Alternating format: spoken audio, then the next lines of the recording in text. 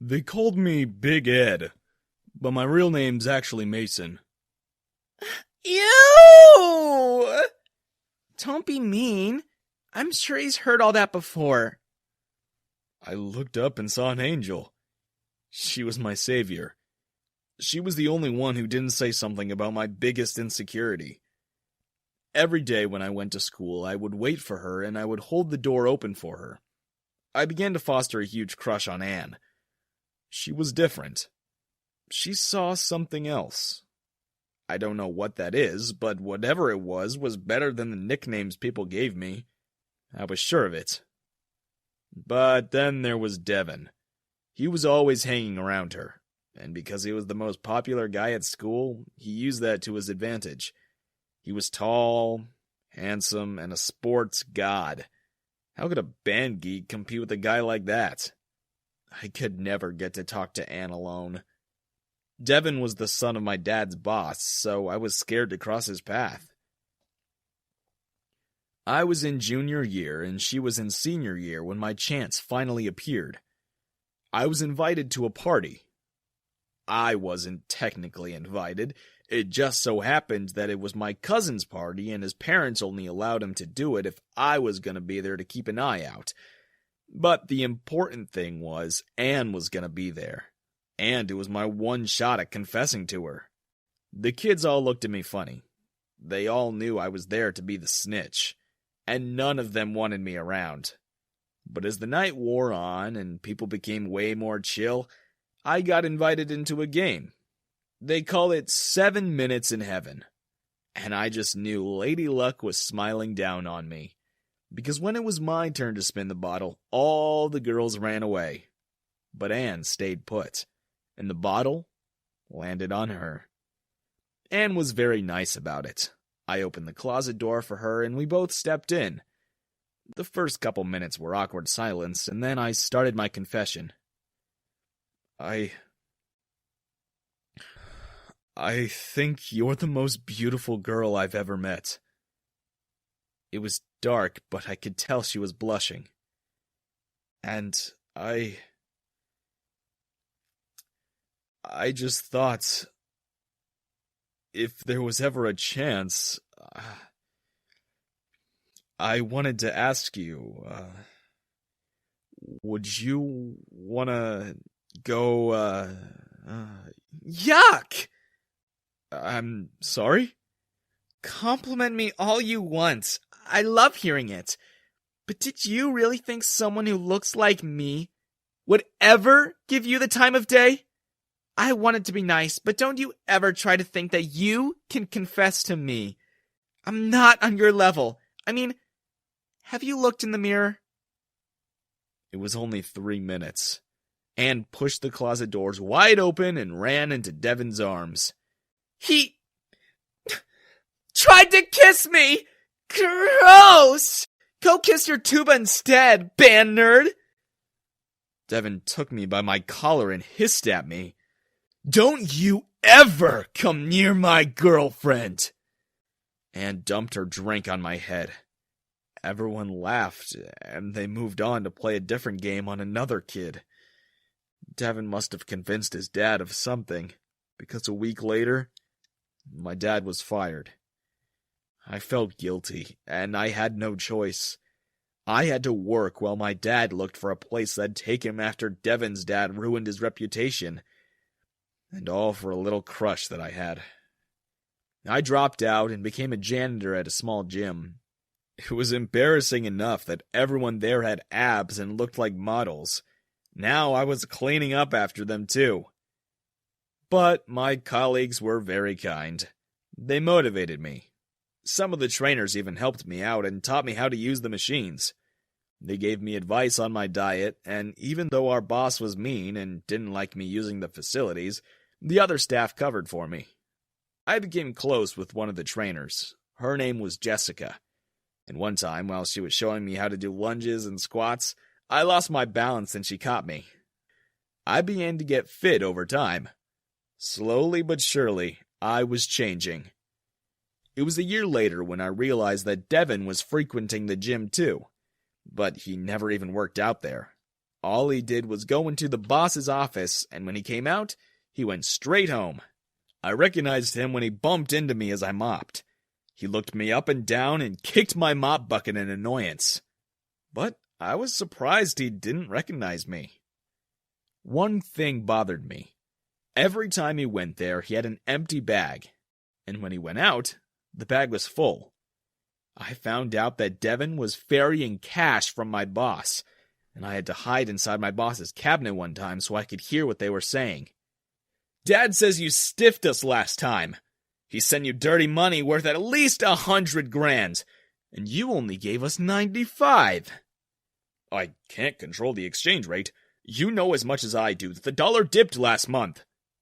Make sure it never happens again, or you'll expect a visit from my boys. I can't magic the world economy. He ran out of there whimpering like the coward that he was. The gym cheered, and even my boss patted me on the back. Don't think you're in the clear. I heard what you were talking about, and I can't let you keep using your staff to run a shady business. I'm calling the feds. Please, don't. I didn't want to do it, but Devin's dad made me. He said either I take his deal and clean their illegal money, or he'll ruin my business. Please, I did it for my family. I didn't turn him in. He was a terrible boss, but he was as much a victim of Devin's family as much as mine was. I let him take every bit of money he had in his safe, and I told him to fly his family far away. I didn't want the gym to close, so the other staff encouraged me to take control. That next week, Devin came back with his bag.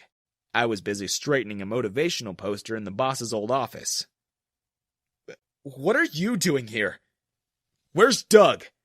Should you even be in here? Doug isn't here. Sir? Doug isn't here, sir! How dare you address me as your equal? You're just a janitor. Know your place! I smiled and walked over to the chair behind the desk. I sat down and looked Devin straight in the eyes. Oh, yeah. I know my place. As the current owner of this establishment, I've fired all of your friends. This company is now a squeaky clean operation, and I have all the records of your misdeeds from the previous owner. You might want to rethink how you talk to me from now on. This isn't over. You'll regret you ever showed up in our lives again. I was having fun going from janitor to the proprietor of the gym. I gave my old colleagues a raise. All the trainers who helped me change and get healthy got more benefits. With all the new ideas we all brainstormed together, we were able to make the gym actually profitable. And not from illegal means like our boss used to do. The girls from work took me shopping. They gave me a makeover. They taught me how to dress and how to take care of my skin. I worked out 5 days a week. I became the gym's protector and my staff's fearless leader. I even got several confessions from the girls who worked there. Even the clients would often request me to be their personal trainer. Best of all, I was finally able to provide for my family. And Dad got a new job too. I thought Devin would have been wise enough to leave us alone. But the next week, he was back again, this time with federal agents. That's him! That's the guy who runs an illegal shop! I see. So now you're framing me for something you are guilty of. Nice try. I reached for my phone and played a recorded conversation. Please, don't. I didn't want to do it. But Devin's dad made me. He said either I take his deal and clean their illegal money, or he'll ruin my business. I did it for my family. There was an entire 30 minutes after that where my old boss recounted in detail what, when, and how Devin and his father ran their operations. And then I handed a ledger where all the names of the people who washed their money at the gym were listed. Devin's dad's name was in every page. Devin tried to make a run for it, but the agents tackled him to the ground. A month later, I ran into Anne at the gym. I was mopping a mess that a client made on the floor, and Anne had dark circles under her eyes, probably from the stress that visiting her boyfriend in prison gave her. She looked me up and down and saw my mop. Oh my God, Mason? I can't believe they hired you at this gym. I heard your dad got fired. Maybe it's all the poverty that's made you drop the pounds. You know what? You may look a little different, but you're still poor. You're still uncool. No one will ever want you. She had a friend with her who was a regular there, and that friend whispered the truth in Anne's ear. Suddenly, Anne changed tact. I didn't know you were the owner. Sorry, I'm just so stressed. Can I treat you to some coffee as an apology? I said yes, and Anne tried to work her magic. She flirted and laughed at everything I said. I guess she was desperate. Oh my God, don't look, but that lady at the next table is my idol! She's got like 50 million followers. Oh, cool. I wish I can be like her. So stylish. I bet with the money you're making, you can afford to buy your girlfriend the same clothes. Are you single? You know what, Anne? I wanted to thank you. Thank me? Yeah. If you hadn't torn me apart that night, many, many years ago, I wouldn't have realized how important it was to take better care of myself. If it wasn't for the insults you hurled my way, I wouldn't have had the courage to look at the mirror. And I wouldn't have realized my self-worth. And now, I know who I am.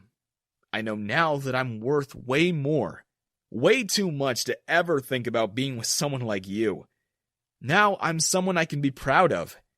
And that version of me would never settle for a gold digger. There were times when all I thought about was getting revenge. But now, I see how much love I have in my life. And how little you have in yours. I just wish you could find your own path like I did mine. Say hello to Devin for me. And to Anne's surprise, I stood up, and the lady from the next table that she was gushing about took my arm and walked out of there with me. I looked back at Anne and saw her fumbling about with her phone, trying to take a photo for her Instagram, no doubt. I took my girlfriend's hand and kissed her just as Anne's photo clicked the perfect snap.